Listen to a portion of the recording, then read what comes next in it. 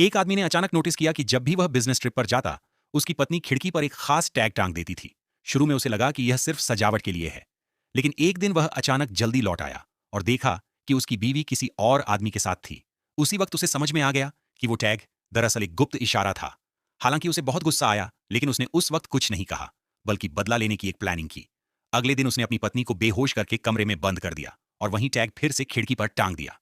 जैसे ही उस औरत का प्रेमी वहां से गुजरा, टैग देखकर खुश हो गया और रात में चुपचाप मिलने पहुंच गया। तभी पति भी चुपके से उसके पीछे पीछे गया और जैसे ही मौका मिला, उसे बेहोश कर दिया। अब वह आदमी कोई जल्दी नहीं कर रहा था, बल्कि उसने उस बेहोश प्रेमी को अपनी बहन के बिस्तर पर लिटा दिया, क्योंकि उसे पता था कि उसकी बहन का बॉयफ्रेंड दामोदर आज रात उसे भगाने आने वाला है। जैसा उसने सोचा था वैसा ही हुआ। दामोदर रात में आया, कुछ बार बहन को पुकारा, लेकिन कोई जवाब नहीं मिला। तो उसने कंबल में लपेटकर उस शख्स को उठा लिया और अपनी नाव में रख दिया। लेकिन जैसे ही उसने नाव में कंबल खोला, उसके होश उड़ गए। वह कोई लड़की नहीं, बल्कि एक मर्द था। गुस्से से आगा बूला होकर दामोदर ने उसकी जमकर पिटाई की और फिर उसे गर्म झरने में फेंक